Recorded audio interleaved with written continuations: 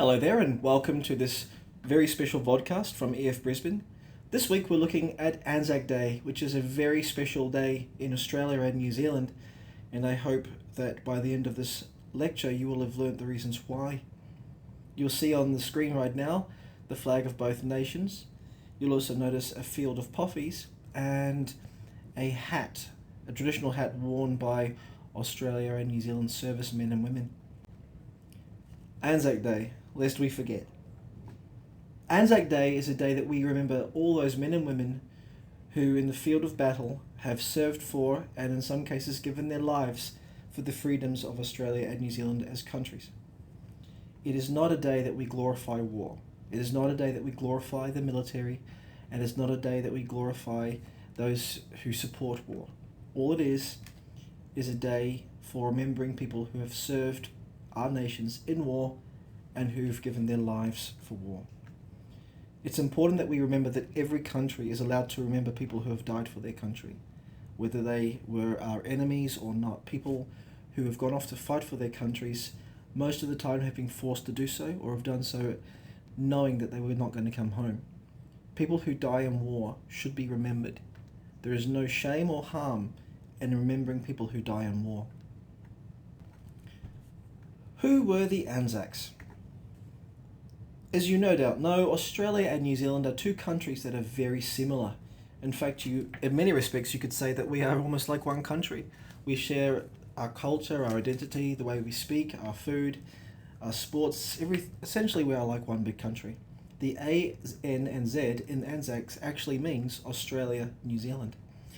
In 1901, the 6 colonies of Australia federated and they became one Commonwealth of Australia. This was a new nation and it was the first step towards their independence.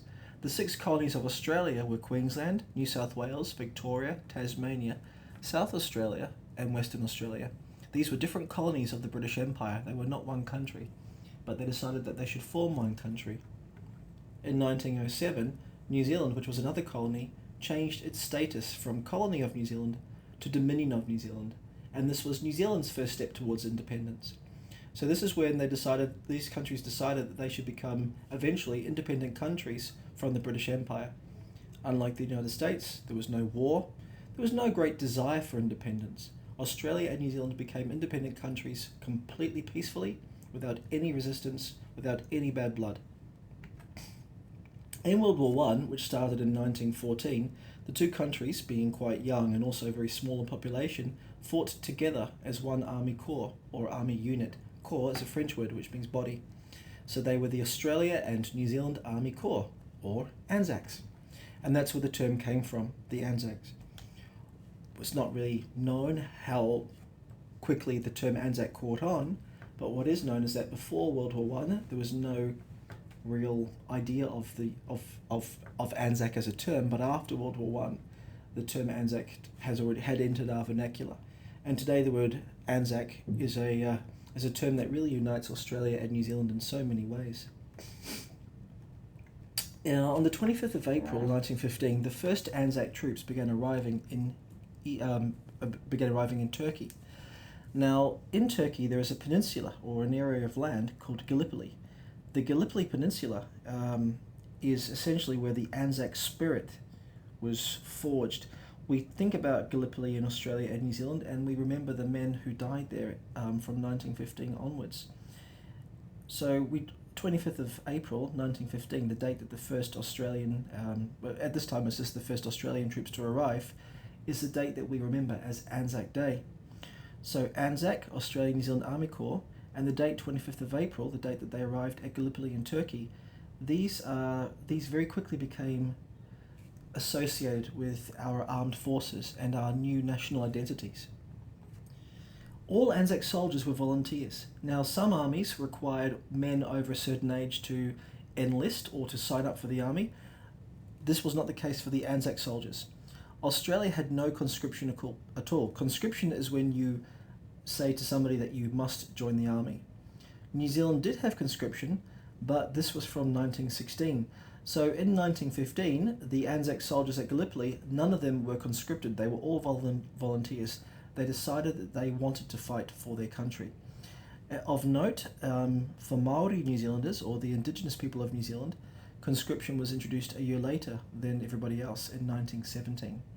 So, as I say, by the time that conscription had been brought about in New Zealand, the Anzac spirit had already been formed. People had already arrived at Gallipoli, so none of the soldiers at Gallipoli were conscripted. They were all volunteers, willing to fight for their country. And now a little bit of information looking at this conflict from both sides of the parties that were engaged at Gallipoli.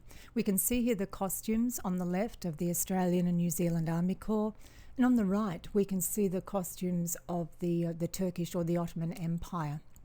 There are two YouTube clips now. One is looking at it from the Australian perspective, and that's called What is Anzac Day? And then click on the second one for a little bit more insight, and that's a Turkish perspective about what happened during that clash at Gallipoli. So it is Anzac Day, but we do have both sides of the story. And remember to return to this vodcast after you've finished watching. What was World War One? What was this war that gave rise to the Anzac spirit? Until World War Two came along, therefore we have World War One and Two, World War One was referred to as the Great War, or the war to end all wars. That being the idea that the war was so terrible and so severe that no other war could ever be as bad. At the time of World War One, which was 1914 to 1918, there was this idea that dying for your country was grand. It was a sacrifice. That war was glorified, something to be glorified. That war was amazing. Europe at this time was a sea of alliances. It wasn't one unified continent as we have today, but different countries were friends with each other and were enemies with other countries. You have the Central Powers in World War One, that is Austria-Hungary, a large country that no longer exists. You had Germany, the Ottoman Empire, which broke up into different countries, including Turkey, and Bulgaria. On the other side, you've got the Allied Powers, which was the United Kingdom and its empire, such as Australia and New Zealand, France, Italy, and Russia. Of note, of course, is that Italy in World War II fought for most of the time against the Allied powers. Later in the war, other countries from outside Europe would join, including Japan, the United States, and Brazil, and they all joined on the side of the Allies. After World War I, you had lots of memorials appear. These memorials could have been statues of soldiers, they could have been pillars or what you look like pointy things. On these, you'd have the names of the people who died in the war, and maybe other wars as well, beforehand and afterwards. It was a way for people to remember the sacrifices of the men who had died. I say men because in those days women didn't fight in war, although women could have joined the army as nurses and other help people. This is a picture of the Carillon in Wellington, where I'm from. It was erected, I think, in the 1930s as a memorial to the fallen victims or the fallen soldiers of World War I. It's still there today. It's a very, very beautiful building. Now, World War I began because of an assassination or a murder. If you assassinate somebody, you kill them usually for political reasons. The man who was killed was this man here. Archduke Franz Ferdinand. He would have been, if he had survived, he would have been the leader of the Austro-Hungarian Empire. He was killed along with his wife, and he was killed in modern-day Sarajevo. Sarajevo is in Bosnia-Herzegovina. He was killed, and the reason why he was killed is because people who lived in that area wanted different parts of that empire to break away. They wanted modern-day Croatia, Bosnia-Herzegovina, and Slovenia to break away from the Austro-Hungarian Empire so that a new nation could be formed. That new nation would have been Yugoslavia. That would have meant those countries or those parts of the Austro-Hungarian Empire joining Serbia, Macedonia, and Montenegro. So if you don't know your history or your geography, you can look on a map and find those countries today.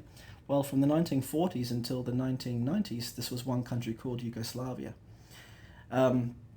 Yugoslavia was eventually formed, but because the man who shot the Archduke was from Serbia, the Austro-Hungarian Empire declared war on Serbia, which was an independent country, and this began World War I. On this slide, we can see the countries that fought for the Allies. You've got Japan and its empire, which included Korea and modern-day Taiwan.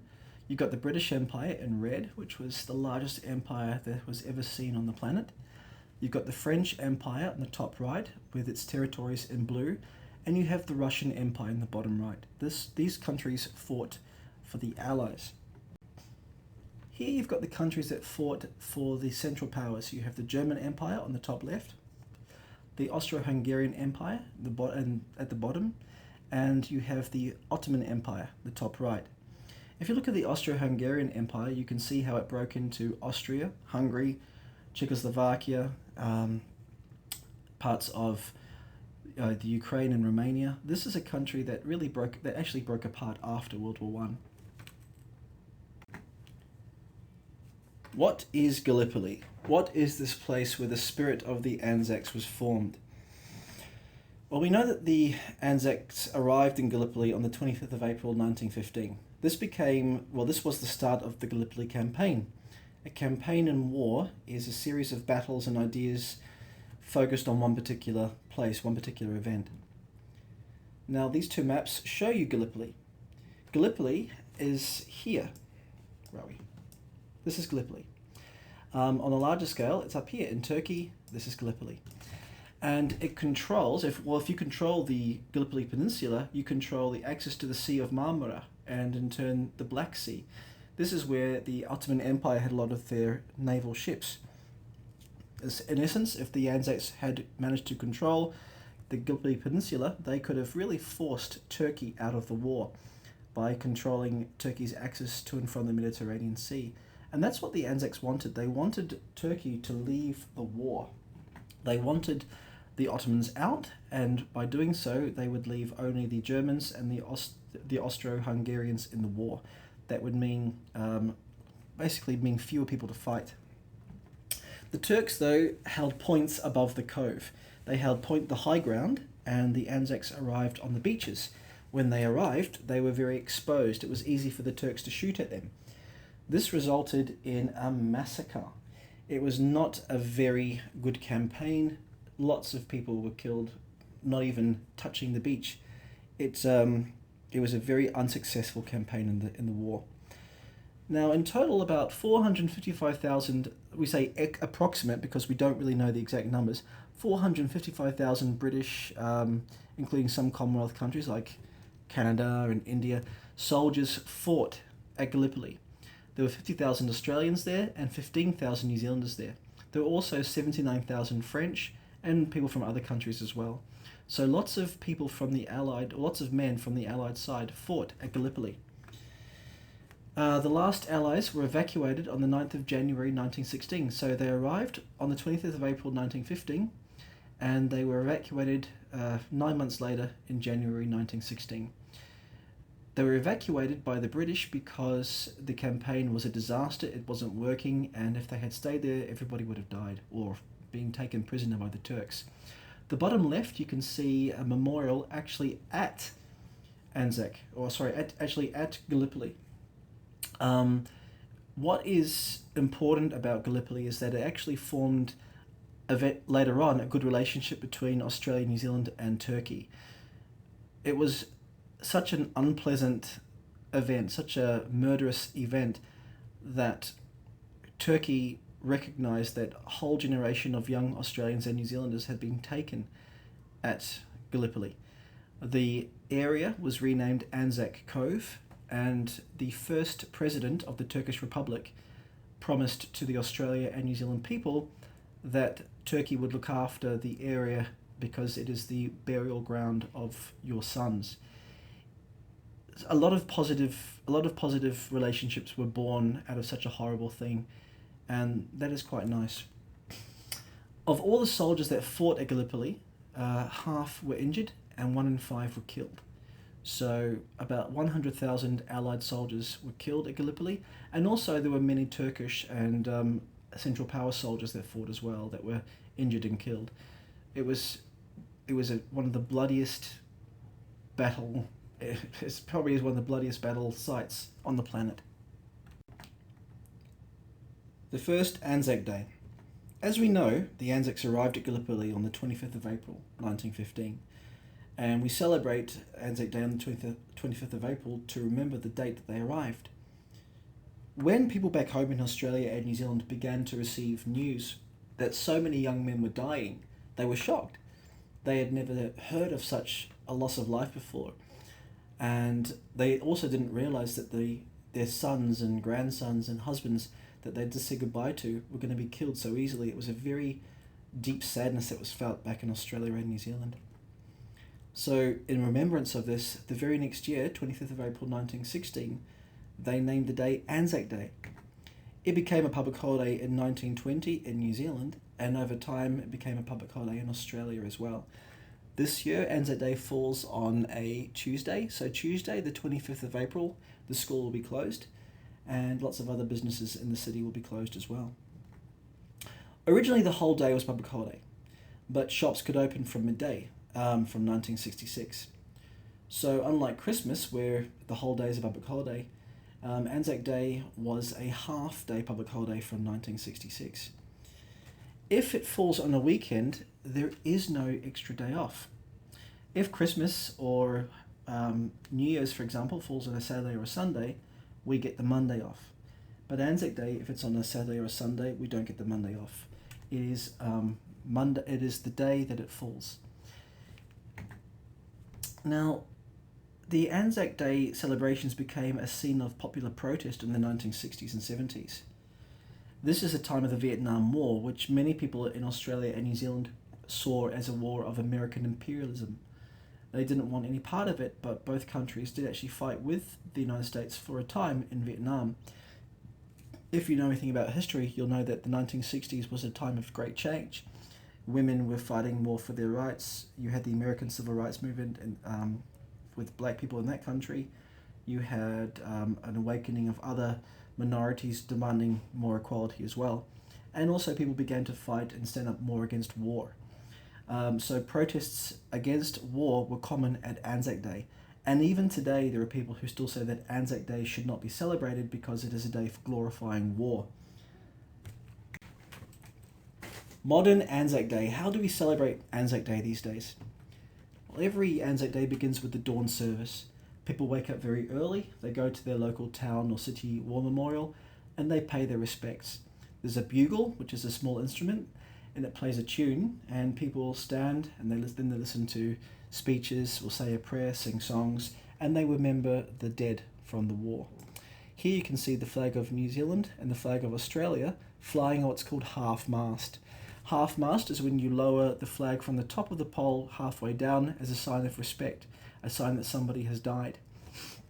You can also see here a war memorial. It says "Lest we forget." Lest we forget essentially means this is here so that you don't forget. You don't forget that we died for you. We died for your freedom. On this war memorial, you can see reference to World War I, World War II, and the Vietnam War. Looking at this picture, I think it's probably New Zealand, and this is no doubt a small town in New Zealand with the names of the people who died from that town in those wars. Sadly, when I was an exchange student with EF in the United States, my history teacher didn't even know that New Zealand and Australia had fought with the United States in Vietnam, but we did, for a few years anyway. We have Anzac biscuits. Anzac biscuits are very easy to make and they're very delicious. You can buy them all year round, but they're very popular at Anzac Day. Often there will be a special table you might see in the street where people are selling Anzac biscuits, and the money that is raised from selling these biscuits goes to organisations that look after soldiers who have returned from war. We have the Anzac Day Test. It is a rugby match between Australia and New Zealand. There are also other Anzac Day sports played between the two countries. And we have Anzac Day parades. An Anzac Day parade is when the armed forces march through the streets of big towns and cities, showing off their military splendour. You can get up early and go line the streets so you can see the armed forces marching through the streets. There is a very popular one in Brisbane, so if you are in Brisbane or in Australia during on the 25th of April, I recommend that you go to your local town or city to see the Anzac Day parades. And now we're going to watch a really interesting set of interviews from the ABC, the Australian News Broadcasting Service. And they're going to interview people about how they feel about modern Anzac Day in these modern times. Of course, Anzac Day will always start with a dawn service, and old, young, everybody is encouraged to attend. During the day, there'll be marches during the streets of most capital cities, not only of current soldiers, but also older returned soldiers. A great day for them to catch up with old friends and mates. Young children will line the streets cheering these parades. And then later in the afternoon, in a lot of the clubs, there'll be games of two-up, which is only allowed to be played on Anzac Day. It is a betting game. So we're going to hear some of these things mentioned as you listen to the interviews of these Australians about what they think modern Anzac Day means to them. And remember to return back to this podcast after you've finished watching. In World War I, Australian Aboriginal people were not eligible to actually enlist into any of the armed forces, but we're going to listen to a very special young man called Anzac, and he'll explain to you why he's called Anzac, and he will go through the history of his family and also talk about what Anzac Day means to him. So remember to return back to this podcast after you've finished listening and watching the history of the Anzac legacy, how we remember them today, how their memory lives on. The Gallipoli campaign really was the first major overseas campaign for the Australian New Zealand Armed Forces since they took their first steps towards independence.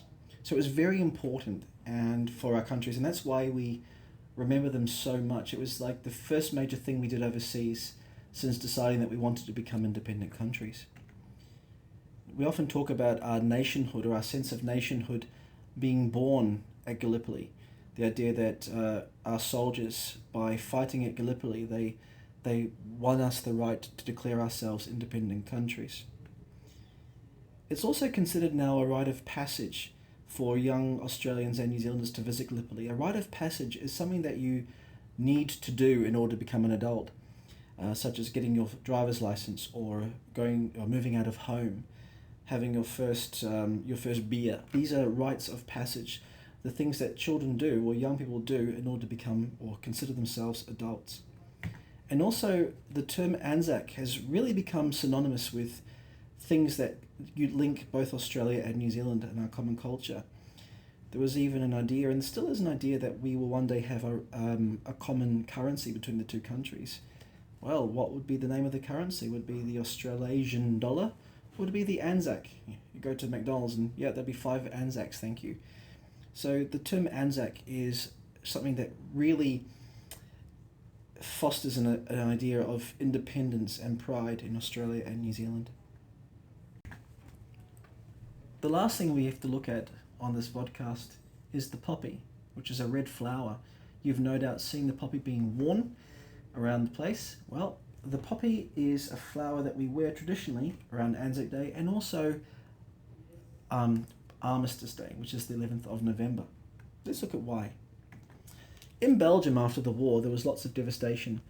The Central Powers had invaded Belgium and the Allies had liberated Belgium. And in their wake, thousands and thousands of people were killed, lots of buildings were destroyed, and also lots of soldiers had died. They were buried. The soldiers were buried in graves. The Allies created large war cemeteries for their dead. And also lots of other soldiers stayed in the ground where they had fallen. They lie in what's called unmarked graves. We don't necessarily know where they are, nor do we know who is there.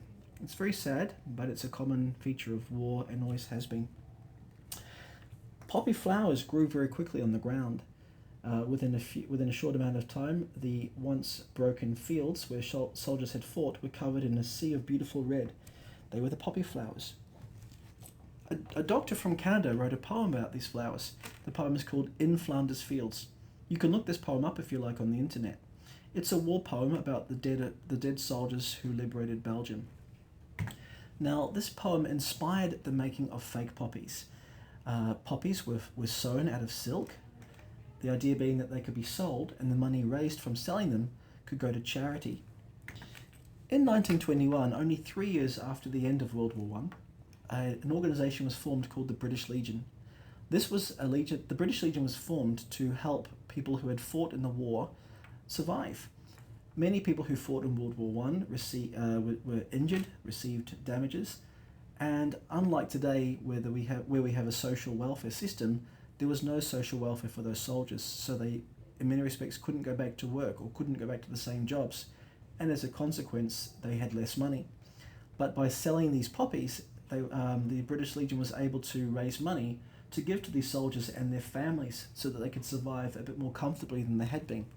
And in that first year, 1921, 9 million poppies were sold. Making poppies actually became a job for many of the returned servicemen. It was a way for them to earn money, to raise money and earn money. And they were sold around the 11th of November, Armistice Day.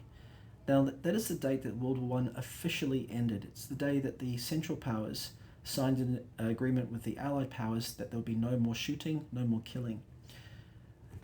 In Australia and New Zealand, we traditionally have poppies only around Anzac Day, because that's our official war memorial day. But you will still see people wearing the poppy in November around Armistice Day, and if you want to wear a poppy, there's no reason why you can't. There's no reason why you can't respect these people who gave their lives for our countries whilst you were here as a student. We're going to have a look at now about the tradition of wearing the poppy on Anzac Day. It is a symbol of remembering people who have died. And in the early years, there was a certain tradition of how you had to wear the poppy. But we can see that as time goes on and we become a more modern country, a more modern Australia, the idea of what you do with a poppy and how you display it on Anzac Day is different. And you can see here the Opera House in Sydney, beautifully decorated in lights with poppies. So a very short YouTube clip which will show how the tradition started wearing the poppy and how strict it was, and how it's kind of grown to a more relaxed day, still of wearing the poppy, but to suit your own personality.